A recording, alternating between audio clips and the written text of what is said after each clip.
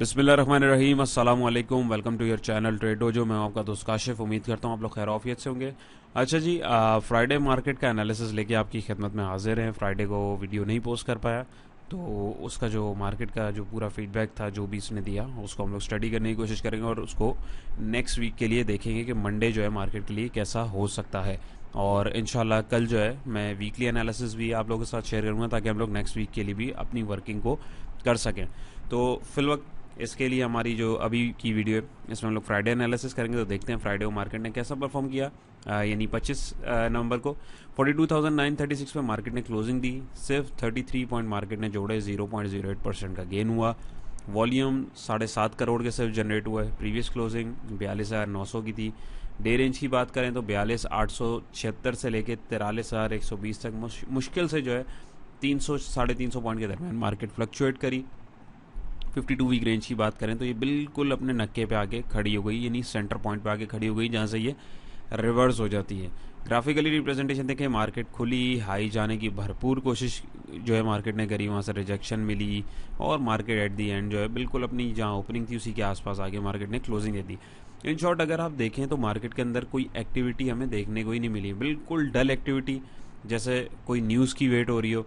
तो बिल्कुल वैसा ही है जैसे अभी जो हमारे पास जो 2 न्यूज़ फिल वक्त तक आ चुकी हैं, उसमें पहली न्यूज़ ये है कि हमारे जो नए आर्मी चीफ हैं उनसे रिलेटेड है कि जो नए आर्मी चीफ अपॉइंट हो गए उनके बारे में। उसके बाद सेकंड न्यूज़ जो हमारे साथ जो है मॉनेटरी पॉलिसी जो स्टेट बैंक की तरफ से थी उसमें जो है इंक्रीज़ जो हमें देखने को मिला है उससे रिलेटेड एक न्यूज़ हमारे पास है।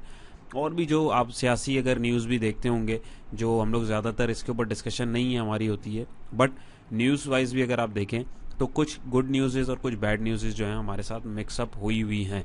यानी पॉलिटिकल अनस्टेबिलिटी अभी भी हमें जो है देखने को मिल रही है, जिसकी वजह से मार्केट जो है डिसाइड नहीं कर पा रही कि अब डायरेक्शन किधर लेना है। इन्वेस्टर जो मार्केट के अंदर बेसिकली बैठे हुए हैं वो डिस्टर्ब हैं, उनका सेंटिमेंट बिल्कुल डिस्टर्ब हुआ है। तो हमारी मार्केट जो है टेक्निकल्स पे तो चलती चलती है और उसके अलावा जो है सेंटिमेंटल तौर पे भी हमारी मार्केट जो है बहुत ज़्यादा जो है डिपेंड करती है, जिसके नतीजे में मार्केट अपना डायरेक्शन जो है नहीं तय कर पा रही। तो फर्दर इसको भी हम लोग मज़ीद जो है एनालाइज करने की कोशिश करेंगे। तो टॉप परफॉर्मर की बात करें तो हम network, DFML, WTL, Hascol, Synergy, लॉटकम, TRG, HUBC, PRL, GGL वगैरह थे। और वॉल्यूम इनमें भी अगर आप देखें तो कोई खास वॉल्यूम्स हमारे पास एक्सचेंज नहीं हुआ। आइए देखते हैं फीपी 25 तारीख का फीपी भी हमारे पास मौजूद है, उसमें भी बिल्कुल डल एक्टिविटी है। फीपी को देखें $0.46 मिलियन की बाइंग के साथ, लीपी को देखें $0.46 मिलियन की सेलिंग के साथ, बैंक्स को देखें तो $0.15 मिलियन की बाइंग, ब्रोकर्स ने फिर माल को बेचा $0.45 मिलियन का कंपनीज ने $0.35 मिलियन की सेलिंग करी, फॉरेन कॉर्पोरेट ने $0.06 मिलियन की बाइंग करी। हमारे फॉरेन इंडिविजुअल ने जो है पार्टिसिपेट ही नहीं किया। हमारे इंडिविजुअल ने वंस अगेन माल को खरीदा, $0.09 मिलियन की एक्यूमुलेशन करी। इंश्योरेंस कंपनी ने भी थोड़ा सा माल उठाया, $0.07 मिलियन की एक्यूमुलेशन के साथ। म्यूचुअल फंड ने बिल्कुल माल को फेंका है $0.47 मिलियन की सेलिंग के साथ। NBFC की बात करें तो $0.02 मिलियन की सेलिंग, अदर ऑर्गेनाइजेशन $0.53 मिलियन की बाइंग और ओवरसीज पाकिस्तानी $0.40 मिलियन की बाइंग के साथ। इन शॉर्ट अगर हम देखें तो 1 2 3 4 5 6 बायर थे, 1 2 3 4 सेलर थे। बहुत सारे लोग बोलेंगे और एक जो है पार्टिसिपेंट मार्केट से आउट रहा। बहुत सारे लोग बोलेंगे कि यार इतने सारे लोग अब बाइंग पे आ गए, अब तो मार्केट बुलिश हो जाएगी। तो बिल्कुल ऐसा नहीं होने वाला है, क्योंकि अगर आप उसके नंबर्स के ऊपर भी फोकस करेंगे तो कोई खास एक्टिविटी नहीं हुई है। और अगर आप ग्रॉस बाय और ग्रॉस सेल को भी देखें और इसको समझने की कोशिश करें तो उससे भी आपको एक अंदाजा हो जाएगा कोई इतना ज़्यादा जो है वॉल्यूम्स एक्सचेंज नहीं हुए, इतनी ज़्यादा ट्रेड भी नहीं हुआ। ट्रेड भी अगर आप देखें, डे ट्रेड जो है वो ज़्यादा हुई ही इंडिविजुअल की तरफ से। ग्रॉस बाय इंडिविजुअल ने करी $40.11 मिलियन की और सेलिंग करी $40.02 मिलियन की। यानी जो माल इस दिन खरीदा उसमें से इतना बेच के इतना इंडिविजुअल माल जो है वो घर लेके चले गए। तो इसमें भी अगर आप देखें ट्रेडिंग जो है किसी की तरह से इतनी ज़्यादा नहीं हुई। और एक्यूमुलेशन भी अगर आप देखें तो हमारे पास जो है वो इंडिविजुअल्स की तरफ से ही देखने को मिल रही है। तो top buyer individual, top seller mutual fund. और ज़रा इसको थोड़ा सा हम लोग देखने की कोशिश करते हैं। डाटा यहाँ पे जो है इसका शो नहीं हो रहा है जी। तो डाटा हमारे पास आ गया है इसका, पता नहीं शायद एरर था जिसकी वजह से शो नहीं हो रहा था। बहरहाल टॉप बायर अगर हम देखें तो इंडिविजुअल्स हैं हमारे। तो इंडिविजुअल्स की अगर हम बाइंग देखें तो वो हमें किधर देखने को मिल रही है। इंडिविजुअल की अगर हम तगड़ी बाइंग देखें तो हमें फर्टिलाइजर सेक्टर में $0.13 मिलियन की मिल रही है और टेक्नोलॉजी सेक्टर में $0.19 मिलियन की बाइंग इंडिविजुअल्स की तगड़ी मिली है। म्यूचुअल फंड को अगर हम देखें तो म्यूचुअल फंड ने टेक्नोलॉजी सेक्टर में ऑफलोड किया है $0.07 मिलियन का। और फर्टिलाइजर सेक्टर में जो है थोड़ा सा साथ जो है इंडिविजुअल का इस दफ़ा म्यूचुअल फंड ने दिया है। फर्टिलाइजर में अगर हम देखें तो किस किस की सेलिंग है, फर्टिलाइजर में इंश्योरेंस कंपनी सेलिंग पे हैं, और हमारी जो कंपनीज है उन्होंने थोड़ा सा माल एक्यूमुलेट किया फर्टिलाइजर सेक्टर में। ब्रोकर्स को अगर देखें, ब्रोकर्स फर्टिलाइजर में जो है हमारे पास सेलिंग पे। बैंक्स की बात करें तो बैंक्स ने अच्छी सेलिंग करी है, $0.13 मिलियन की। और फीपी की बात करें तो फॉरेनर्स भी हमारे जो है सेलिंग पे ही रहे हैं। तो कुछ प्लेयर्स ने थोड़ा थोड़ा जो है इंडिविजुअल्स का हाथ बटाया है। तो इसके अंदर आप जो अपने टॉप के आपके स्क्रिप्ट्स हैं उनको निकालें और उनके लेवल्स को अगर आप देखें और उसके अकॉर्डिंग आप अपनी स्ट्रेटेजी बनाएंगे तो आपके लिए बहुत आसानी उसमें हो सकती है। फर्दर इसको अगर हम सेक्टर वाइज देखें तो फर्टिलाइजर सेक्टर जैसे कि हमारे पास बाइंग हमें देखने को मिल रही है, इंडिविजुअल की भी हुई है, म्यूचुअल फंड की भी हुई है, और थोड़ी थोड़ी दूसरे प्लेयर्स ने भी करी है। तो 34 पॉइंट इंडेक्स में जो है फर्टिलाइजर सेक्टर ने जोड़े। मिसलिनियस सेक्टर जो है उसने 26 पॉइंट, कमर्शियल बैंक ने 21, oil and gas exploration companies ने 20 और थोड़े थोड़े पॉइंट दूसरे सेक्टर ने। नेगेटिविटी में पावर जनरेशन जो है नेगेटिव रहा, 53 पॉइंट उसने लेस कराया। सीमेंट सेक्टर ने 25 point, oil and gas marketing company ने 5, इंजीनियरिंग ने 2 और थोड़े थोड़े पॉइंट दूसरे सेक्टर ने भी लेस कराए। कंपनीज इनकी बात करें तो एंग्रो जो है वो सारे फहरिस्त रहा है और 33 पॉइंट जो है एंग्रो ने ऐड कराए। पीएससीएल ने 25, यूबीएल ने 15, पीओएल ने 13, बीएचएल ने 10 और थोड़े थोड़े पॉइंट दूसरे सेक्टर ने ऐड कराए। नेगेटिविटी में एचयूबीसी ने 50 पॉइंट लेस कराए, लक ने जो है 8 पॉइंट लेस कराए, और डीजीकेसी ने 6, फातिमा ने 6, एफएबीएल ने 5, एमसीबी ने 5 और थोड़े थोड़े पॉइंट जो है दूसरे सेट ने भी लेस कर। मार्केट का हीट मैप अगर हम देखने की कोशिश करें तो यहाँ पे हमारे पास बिल्कुल डल एक्टिविटी है और कोई हरियाली इधर हमें कोई ऐसे नहीं दिख रही कि बहुत ज़बरदस्त एक्टिविटी हमें देखने को मिली हो कि ओए होए यार मार्केट पीर को जो है बहुत ज़बरदस्त खोलेगी, ऐसा कोई आसार जो है फिल वक्त हमें यहाँ पे नहीं दिख रहे हैं। तो लिहाजा मैं आपको कोई फॉल्स होप जिसे बोलते हैं वो नहीं दूंगा। जो दिख रहा है बिल्कुल डल एक्टिविटी है। मार्केट ने नेक्स्ट वीक नीचे आना है, क्यों आना है वो पिछले वीक की अगर आप वीडियोस देखेंगे तो डेफिनेटली आपको पता होगा कि मैं क्यों बोल रहा हूँ। अपनी तरफ से कोई भी चीज़ जो आपके साथ शेयर नहीं की जा रही। 100 इंडेक्स का हमारे पास चार्ट आ चुका है, और चार्ट पे जाने से पहले जो दोस्त चैनल पे नए चैनल को सब्सक्राइब कर लीजिए अपडेट्स के लिए। सेकंड, ये व्हाट्सएप ग्रुप हमारा जो फ्री व्हाट्सएप ग्रुप है, अगर आपने नहीं ज्वाइन किया तो उसको ज्वाइन कर लें। उसमें काफ़ी हम लोग डिस्कशन करते हैं। अपार्ट फ्रॉम दैट जो भी अपडेट्स होती हैं चैनल से रिलेटेड वो उसी ग्रुप में दी जाती है। इसके अलावा अभी फिल वक्त हमारा जो है फिल वक्त एक ही ग्रुप है और इसी में जो है हम लोग डिस्कशंस करते हैं। ये टिप्स वाला ग्रुप नहीं है, टिप्स वाले हज़रात के लिए ग्रुप नहीं है। ये जो सीखना चाहते हैं, चीज़ों को अंडरस्टैंड करना चाहते हैं और अपनी वर्किंग शेयर करना चाहते हैं, ये उनके लिए। तो एक तो ये हो गया, और अपार्ट फ्रॉम दैट हमारा जो टेक्निकल कोर्स है वो भी इंशाल्लाह ताला नेक्स्ट वीक से हम स्टार्ट कर रहे हैं। तो अगर आप इंटरेस्टेड हैं तो मज़ीद मालूमात के लिए दिए गए नंबर पे भी रब्ता कर सकते हैं। अच्छा जी, 100 इंडेक्स का हमारे पास जो डेली चार्ट है इसमें अगर आप देखें तो यहाँ पे ये वाली जो कैंडल बनी है इसको थोड़ा सा गौर कराऊँ आपको, तो यहाँ पे आप वॉल्यूम को भी थोड़ा गौर करें।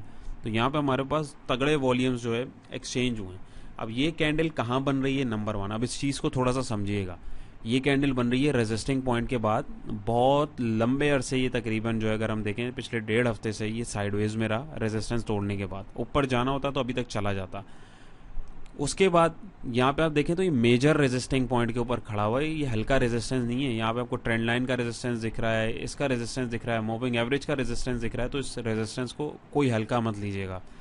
उसके बाद यहाँ पे अगर आप देखें तो लास्ट सेशन में भी वॉल्यूम अगर आप देखें जो इतने बड़े हैं, ये सारा माल नेगेटिव वॉल्यूम क्यों बना है, क्योंकि इसमें अगर आप देखें तो यहाँ पे जो माल दिया गया वो सारा इंडिविजुअल्स को माल दिया गया है।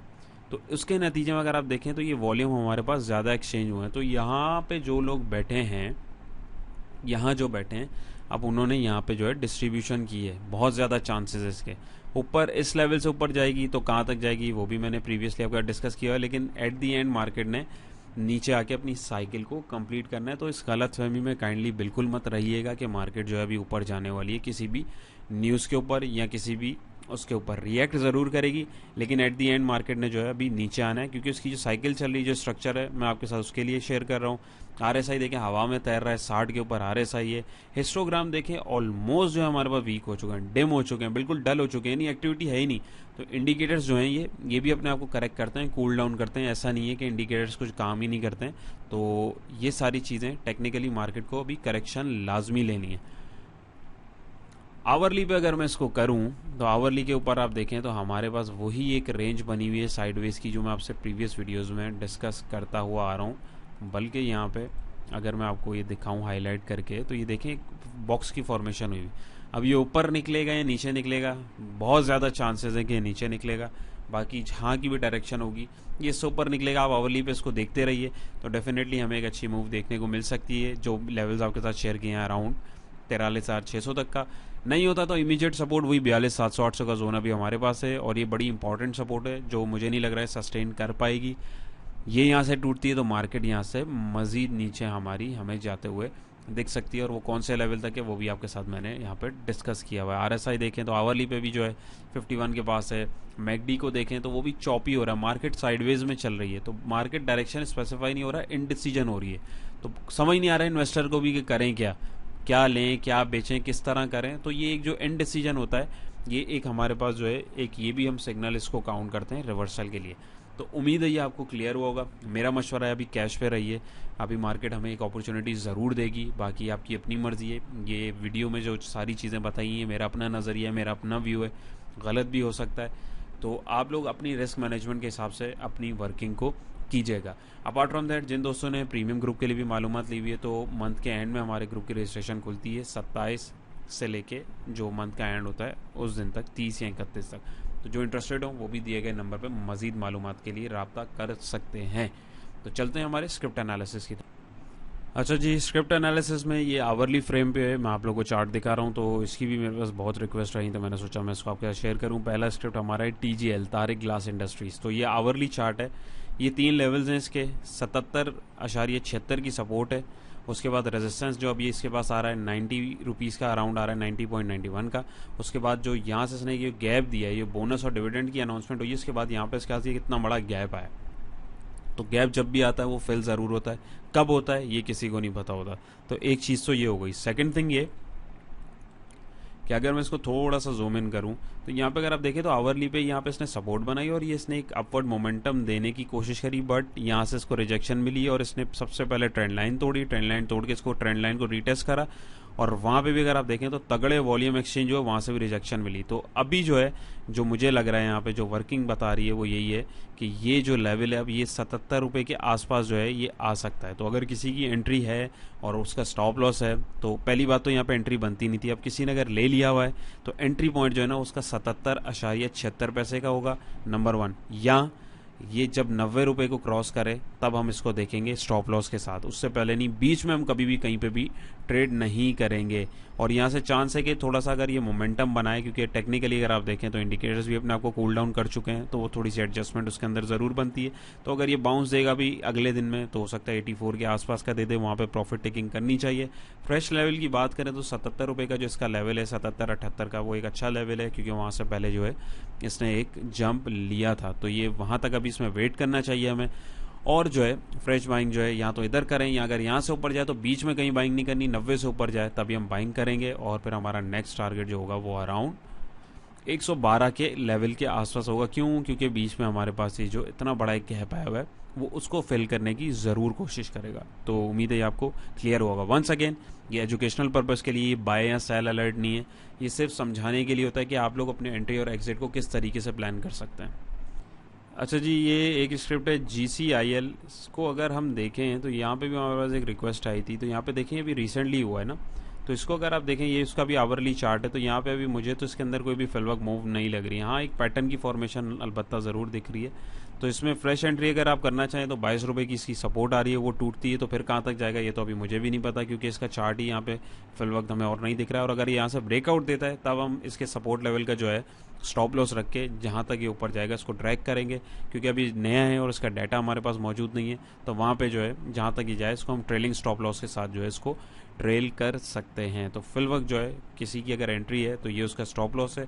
फर्दर फ्रेश एंट्री कोई बनाना चाहता है तो इधर का स्टॉप लॉस रखे और 1-2 रुपये का इधर एंट्री बनाए, और जो है 2-3 रुपये का स्टॉप लॉस या अपनी रिस्क मैनेजमेंट के हिसाब से स्टॉप लॉस रख के जहाँ तक ऊपर जाए तो वहाँ पे उसको प्रॉफिट टेकिंग करनी चाहिए। नेक्स्ट स्क्रिप्ट हमारा है PNSC Pakistan national shipping corporation. तो ये भी हमारे एक दोस्त ने रिक्वेस्ट करी थी, तो इसका भी अगर मैं आपको दिखाऊं तो हमारे पास इतना कोई ख़ास डाटा इसमें जो है नहीं आ रहा हमारे पास। तो ये आवरली चार्ट है, तो इसमें अव्वल तो देखें ऐसे कम वॉल्यूम वाले स्क्रिप्ट में मैं तो मना करूंगा एंट्री मत लीजिए, नंबर 1। नंबर 2, अगर ले लिए एंट्री तो अब आपका रेजिस्टेंस जो आ रहा है वो 121 रुपये यानी 122 का रेजिस्टेंस है। फ्रेश बाइंग अगर ये उससे ऊपर जाए तभी हम नीचे का स्टॉप लॉस के ला के हम इसको फर्दर देखेंगे कि कहाँ तक जाता है, नंबर 1। नंबर 2, अगर आपकी फ्रेश बाइंग हुई हुई है तो आपके लिए स्टॉप लॉस इस कैंडल का लो है 116 का, या इस ट्रेंड लाइन के आसपास का जो लेवल है अराउंड जो भी 110 के आसपास, अगर आप उसको मैनेज कर पाएँ तो यहाँ तक का रखें। और अगर यहाँ से नीचे निकले तो ये ट्रेंड जो चल रहा है ये यकीनन आवरली पे टूट जाएगा और फिर नया एक ट्रेंड बनेगा, वो जब बनेगा तब की तब देखेंगे।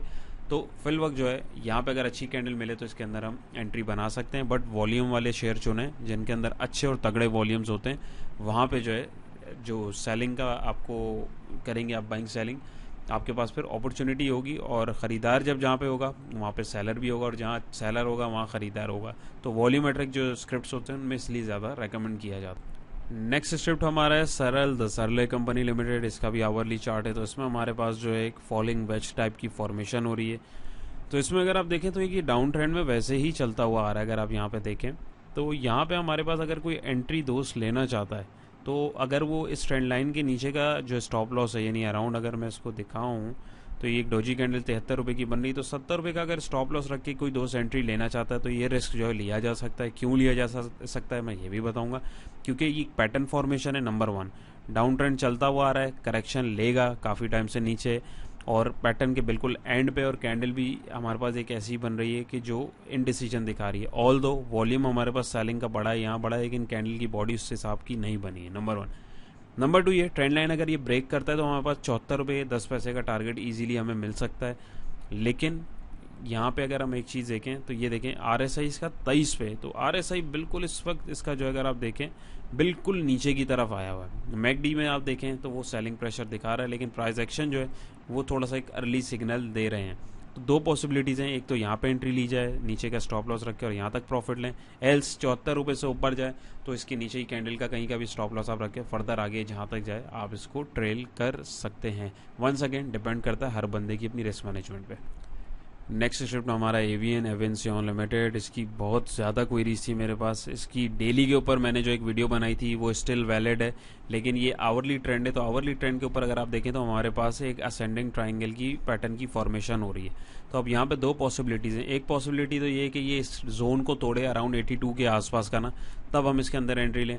नंबर 1। नंबर 2 ये कि या तो ये 79-80 के आसपास आए, ट्रेंड लाइन के पास सपोर्ट आके यहाँ पे बाइंग प्रेशर हमें दिखे, एक अच्छा वॉल्यूम दिखे तो हम एंट्री लेंगे। नंबर 3 कि या तो ये ट्रेंड लाइन टूटे और आवरली पे ये नीचे अराउंड यहाँ तक आए 74-75 के जोन के आसपास, तो एक बड़ी ज़बरदस्त ट्रेड यहाँ पे हमें देखने को मिल सकती है, क्योंकि पहले भी यहीं से उठा है। और यहाँ पे आप अगर आप देखें तो एक चीज़ कंफ्यूज जो कर रही है, यहाँ कंफ्यूज से मुराद कि एक हमें जो परेशान कर रही है वो ये कि यहाँ पे एक चार्ट पैटर्न की फॉर्मेशन हो रही है जिसको हम बोलते हैं डबल टॉप। तो डबल टॉप जो होता है बेसिकली वो एक रिवर्सल होता है, लेकिन नीचे अगर आप देखें तो यहाँ पे कंसोलिडेशन हो रही है और यहाँ पे हमारे पास एक पैटर्न की फॉर्मेशन भी हो रही है। तो यहाँ पे हमारे पास ये दो लेवल्स हैं, यहाँ तो इससे ऊपर हम इसको ट्रेड करेंगे, बाहर देखेंगे, या ट्रेंड लाइन का वेट करेंगे, या ट्रेंड लाइन से नीचे जो है यहाँ तक अगर ये आए तभी हम इसको देखेंगे। उसके अलावा भी बीच में हम इसके अंदर ट्रेड नहीं लेंगे। RSI को देखें तो 57 पे, मैकडी को देखें सेल सिग्नल जनरेट किया हुआ है, तो ये तकरीबन हमारे पास 79-80 के आसपास अभी हमें देखने को मिल सकता है। अच्छा जी, लास्ट स्क्रिप्ट हमारा है GGL Gani Global Holding Limited. ये इसका डेली चार्ट है, पता नहीं शायद सर्वर में कोई इशू आ रहा है जिसकी वजह से जो है आवरली कैंडल्स लोड नहीं कर रहा। तो ये पुरानी वर्किंग है, अराउंड मैंने 12 अक्टूबर को वीडियो बनाई थी, उसकी वर्किंग सेफ है। जो लेवल्स बताए थे सपोर्टिंग लेवल पॉइंट जो है वहीं पर आके जो है बायर्स एक्टिव हुए अगर आप देखें, और वहीं से आगे जो है मल्टीपल टारगेट्स उसने अचीव किया और अभी फिर साइडवेज में चला गया। तो इस पर अभी मेरा मशवरा ये है कि आपको यही सपोर्ट लेवल आपके पास 15, 15.5 और इसके बिटवीन की जो जोन है ये होना चाहिए। यहाँ पे आपने पहला प्रॉफिट लेना है अराउंड 16-25 का। अब ये दूसरे टेक प्रॉफिट की तरफ जो है दोबारा जाने की कोशिश कर रहा है। पहली दफ़ा इसने टच किया है इसको 17-10 पे, लेकिन यहाँ से इसको अभी रिजेक्शन मिली है डेली के ऊपर। तो अभी सपोर्टिंग लेवल जो है 16-25 का अगर आप देखें डेली के हिसाब से, तो ये अगर यहाँ पे एक अच्छी कैंडलस्टिक फॉर्म होती है तो इसमें हमें एंट्री लेनी चाहिए। 17-10 का पहला टारगेट है, और अगर यहाँ से भी आगे निकलता है तो 1797 का जो लेवल है यहाँ तक ये इजीली जा सकता है। क्योंकि अगर हम टेक्निकली इसको देखें तो ये अभी भी अपने एक अप ट्रेंड के अंदर ही चल रहा है, ऑल दो साइड। हाँ, अगर ट्रेंड लाइन को तोड़ के यहाँ पे गिरता है तो फिर तब देखी जाएगी। ऑल टुगेदर इंडिकेटर देखें 49 पे, और यहाँ पे हमारे पास देखें तो बाइंग प्रेशर जो है वो वीक हो रहा है। तो लेट्स सी क्या बनता है। तो वंस अगेन ये वीडियो सिर्फ एजुकेशनल पर्पज़ के लिए थी, कोई बाइंग सेलिंग अलर्ट नहीं था। कोई भी सवाल हो, कोई भी क्वेरी हो, डिस्क्रिप्शन में हमारा नंबर मौजूद है। फ्री व्हाट्सएप ग्रुप ज्वाइन नहीं किया है तो आप उसको ज़रूर ज्वाइन कीजिए। अपना बहुत सारा ख्याल रखिएगा, दुआओं में याद रखिएगा। इंशाल्लाह नई वीडियो में मुलाकात होगी। अल्लाह हाफ़िज़।